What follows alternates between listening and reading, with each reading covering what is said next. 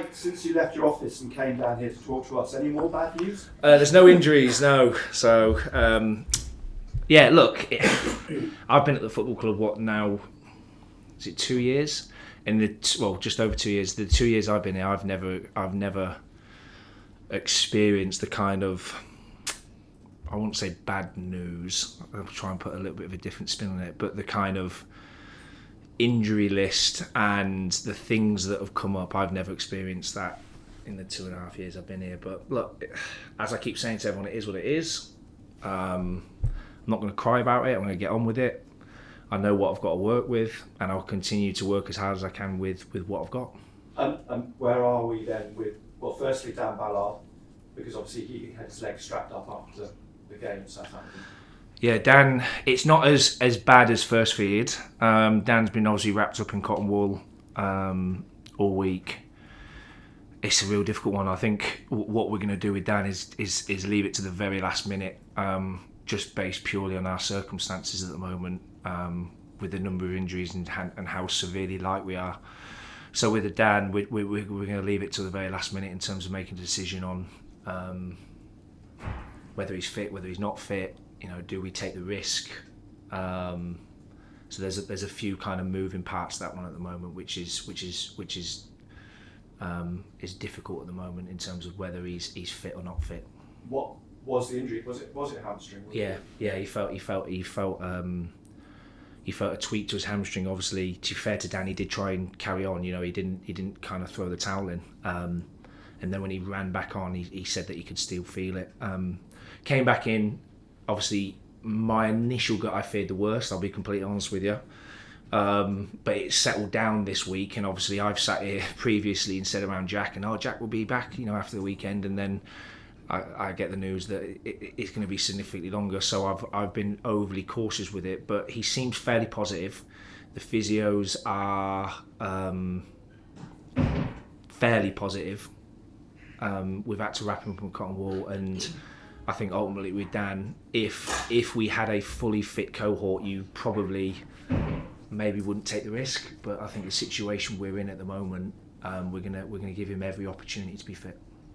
And then you get the bad news about Jensen. I didn't see during the game when he. I feel like I don't know what I've done to deserve this, but Jensen played 90 minutes, was fine, no worries or concerns, absolutely nothing. Woke up the next morning, his knee had completely swollen up. Obviously the physios rang me Sunday, said you wouldn't believe it, this is what's happened. Jensen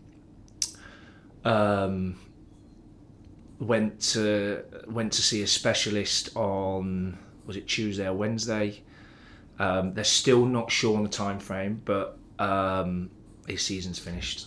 They're waiting. They're gonna make a decision in the next 14 days in terms of how they're going to go about his treatment, because there's so much swelling around his knee. But I mean, I just, as I said, I don't really know what to say to people, because it just seems to be one thing after another at the moment.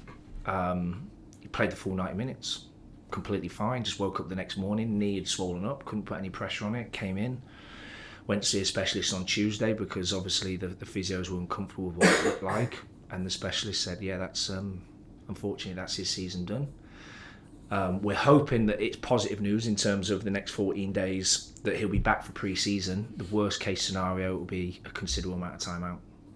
I hesitate to ask, but is that the end? Is it everything else all right? Is there any other issues? Yeah, we've got one more. Naz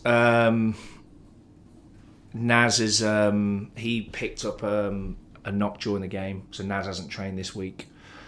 So he's unfortunately another one. Again, in terms of time frame, he won't be available for tomorrow. In terms of time frame, again, we're waiting on people that are a lot more qualified than I am in terms of the time frame on that. He could be back within the next week, or he could be slightly longer, but again he's going to see a specialist around that. It's a bit of a strange one, because he took a contact right at the end of the game, trained on when was it, Tuesday, said it didn't feel quite right, been for a scan, and obviously we're just waiting on the results of that, but he won't be available this weekend. perhaps not problems you've got at the back up front, because you can play Joe up front and you've got Birdstone in here, so that's not perhaps such an issue. At the back though, it's pretty much clear you've probably only got 4 players you could probably pick to play at the back.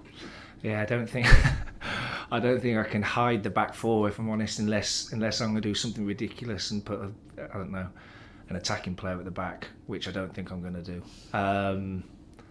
Yeah, look, I'm not laughing about the situation, because I understand where the club's at. I understand the severity of, we've got to win games of football. But like I've said previously, I think since I've taken the team, from a personal perspective, I can see the kind of wood through the trees a little bit with the cards that I've got at the moment. That doesn't help the results. That doesn't help, the kind of loyal supporters that we've got. I appreciate that doesn't help, but unfortunately, we just are where we are at the moment. That's not helping anyone. That's definitely not helping me. But believe me, that is definitely not helping me. But there's nothing I can do about it. So I'm just going to get on with it. I'm going to keep working with the players. I'm going to make sure the planning and the processes are really, really strong. I'm going to make sure the players are really, really clear in terms of the game plan. And we have to come through this period, and we will come through this period, and we'll be stronger for it. Are the ownership, for want of a better word, understanding of your situation? Because it's very easy, you said as well, the fans will just see 6 L's in the column alongside the recent results, and owners, that's always that sort of chairman's confidence. Yeah. I mean, they surely do understand the situation that you are in at the moment. I hope so. I hope so. Look, as I said after one of the games, what will happen in 12 months' time, people won't appreciate the context to, in particular, the last 4 games. They won't appreciate the context to it. They'll just see Mike Dodds lost 4 games. And I'm really comfortable with that, because I understand that's how the industry works. But I think anyone that is kind of logical can see that there's been some circumstances that have been really difficult to manage. We've played 2 teams in Leicester and Southampton, and this is not an excuse, and I'm not trying to spin any positives because that's not my nature, but we've played Leicester and Southampton and had the youngest team in EFL history and the 3rd youngest team in EFL history, which is a positive, but on the same time, I don't think that's something that we will want. It's been forced upon us in terms of players that are available. You don't want to go into those games as a head coach, with all due respect. You don't want to play Premier League budget, Premier League infrastructure.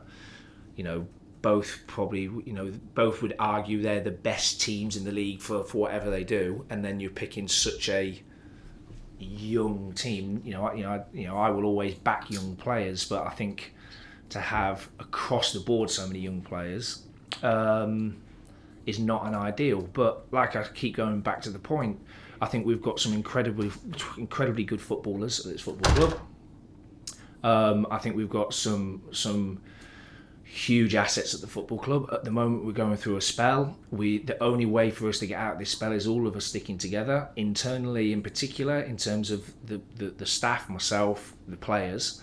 And I'm quietly confident when players start to trickle back into the group, to give the current crop a little bit of support, things will start to turn, and things will start to look a lot rosier. Queen's Park Rangers then, look, they're 20th, but their form suggests they are probably one of the form teams in the division at the minute. So they don't get any easier. Yeah. Week in, week out. Yeah, I bumped into some fans down at the beach, and they were like, it's QPR, they're trying to, they're 20th, and they'll be lucky if they stay in the league, and they've been down there all season. And I'm glad you referenced that, because the new coach has come in and has made them really, really hard to play against. They've had some really positive results. They went away to Leicester and won 2-1. Having watched their games, they're a completely different QPR to the QPR we played early in the season. But like I always say, and I don't want to sound like a broken record, there isn't any easy games in this league, and we're going to have to be really, really good to get a result. The players know that. I think we've prepared really, really well, like we have done in all the games. And we've got to concentrate on ourselves. We've got to execute what we're trying to do. And what you do have with teams like a QPR that are scrapping for their lives, they're going to come and give absolutely everything. So we've got to double down on that bit and make sure that we give more than what they've got to give us. Right. Thank you. From kind of being in a position earlier in the season where you were very, very definitely looking up at playoffs and all of that, how important now is it that you don't get sucked effectively into a relegation battle? Yeah, well, you don't need me to say that's really important. I'll be honest with you, none of us are looking in that direction because the results haven't gone well, in particular the last 4 games, but I think we've shown enough. We played against the Leicester team for 45 minutes and better than them, and they're top of the league. So we've shown enough in spells that we've got more than enough to be looking up and not down. I think if those, in particular the 4 games that I'd taken, if those games we had been completely railroaded or run all over, then I would be more concerned. And there's also context, and I keep saying that, and I don't want to sit here and I'm not trying to spin positives because the reality is I've lost 4 games, but the context is we've had some circumstances in terms of player unavailability, whether it be suspension or injuries, mixed into the fact that you are 3 of those 4 teams you're playing top 6 teams. There is some context to the situation. So from my perspective, and I understand how important the next few games are, so I'm not being flippant with that, but that isn't a focus for us, I'll be honest with you. Our focus is to get back to winning ways and start climbing the table again. So with young players in particular, I don't know whether they're more or less affected by a sort of string of defeats, but how is their morale? Because keeping their morale up at this point is so important when the injury list is just getting longer and longer. Yeah, it's a good question. I mean, I think when one thing with football, as long as they've got complete clarity and they see progression, I think you can keep them going in the right direction. I think that's what we have at the moment with the group. So what we do whenever we review a game, we always review against what was our objective in the game. So that provides them with a level of clarity. We review, okay, so what went wrong? So what do we need to be better with? We review obviously all the physical data in terms of what do we feel a Sunderland player should look like. So we provide a huge amount of clarity to them in terms of this is the expectation of you as an individual and this is the expectation of the group. And there has been a level of progress away from, which is obviously the most important stat, which is the result at the end at the full-time whistle. So look, they're not skipping down the corridors. They understand that we haven't won. We haven't won for a period of time, so they're not skipping down the corridors. But they also understand what we're trying to do, and I think they understand a level of clarity in terms of the process that we're trying to work to. At the moment, we've just come up against some good opposition. We haven't had our kind of fully fit armoury to go up against them. I would feel a lot more uncomfortable sat here if I had a fully fit team or a fully fit squad to pick from and the results were the way they were. And that's not an excuse. That's definitely not an excuse. But I would feel a lot more uncomfortable if that was the case. So the group generally are okay. They're generally okay, and they understand the severity of where we're at. They understand that we have to start winning games. We've got to start winning games quickly. But they also have real clarity on what we're trying to do, which I think is really important for footballers. So how important is it really that you're going to have a bit of a break after this, to try and get some of those injured players back? I think it's come at a good time. Yeah, to a degree, it has come at a good time. I think the break will be important. I think we will get 2 or 3 bodies back close to the team. So Corey's training with the team, Adji's back training with the team, Bradley Dack's training with the team, so there'll be 3 huge positives going into the Easter weekend.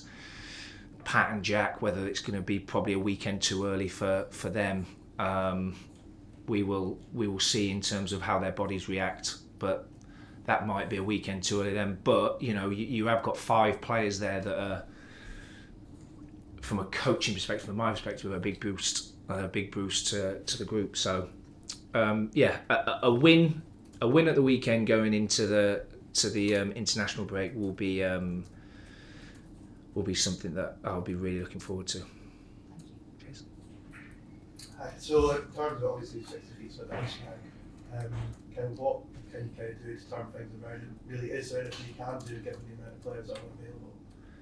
Yeah, there's always something I can do. I'm coaching the team, and one thing I haven't done during this whole period is tried to make excuses. I've tried to accept the circumstances that we have.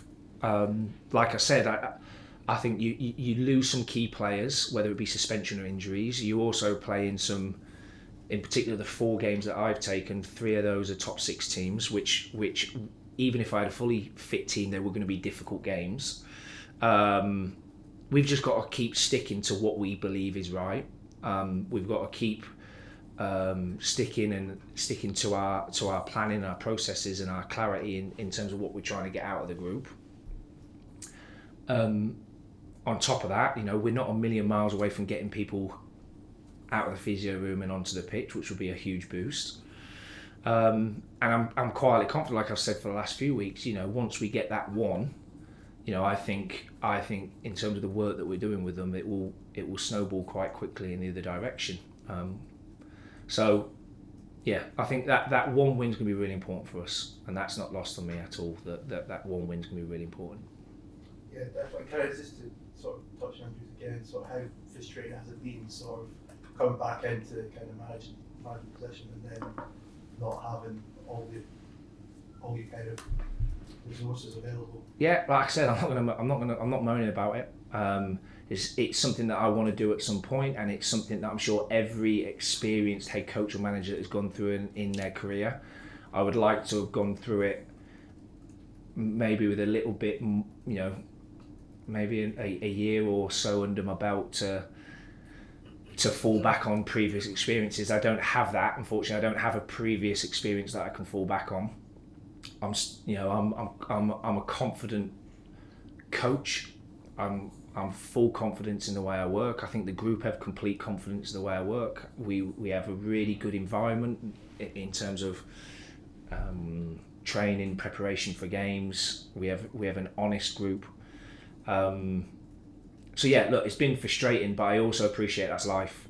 And sometimes in life, things don't go your way and you've got to get on with it. And that's where I'm at with it. I'm not beating myself up over it. I'm not happy, don't get me wrong. I go home after defeat and I feel like I've let the fan base down. I feel like I've let the players down. I feel like I've let the support staff down, and that's not a nice feeling. But as I've said previously, I can see the circumstance for what it is at the moment. I would be in a very different mindset if I had a fully fit team and the results were the way they were, because I think I would have to really point fingers at myself then. But at the moment, there is a proportion of blame for me because I'm the head coach and we're not winning games, but I also feel like I'm squeezing the most out of what we've got at the moment. Just finally for me, sort of, it does obviously feel like bad news until bad news until bad news, but sort of, is there any kind of reason for positivity around the group? Yeah, I'm really conscious around answering this question, because when you try and spin positivity in a negative moment, it's probably not the best time to spin positivity because people won't understand the context. But we've played against a Leicester team with the third, well at the time was the second youngest team in EFL history, and went toe to toe with them. I think the fans should be really proud of how young that group is. Dan Neal's 22, Job's 18, Chris Rigg 18, Hamir's 20, Leo Hielda 20, the list goes on, Trey Hume 2021. And we went toe to toe with a multi-million-pound football team, and I still feel that we should have at least got a point from the game. And then, 3 or 4 days later, you then field the youngest team in EFL history, where in particular for spells in the second half, I felt that they gave a really good account of themselves. So there's definitely positives. I think if you would have said 4 or 5 years ago that you would have a young, vibrant team with huge upside, with loads of from a finance perspective, loads of assets, you're playing in the Championship, I think that would have looked like a real positive a few years ago. The the bit that I'm really conscious around with spinning too many positives are, you know, we did come sixth last year, and at the moment we're sitting in mid-table. We haven't won in 6. The expectation of the football club is the expectation, and you're never going to change that. And we shouldn't try and change that, because this football club belongs in the Premier League, and the aspiration is to get there as soon as possible. So I think there are lots of positives. I do think there are lots of positives. At the moment, it doesn't feel like that, and I'm not going to sit here and start spinning them, because the reality is the biggest positive will be winning a game of football, regardless of talking around Chris Wigg and whoever else. We've got to win games of football, and I think when we win a game of football, that's the biggest positive than all the other things.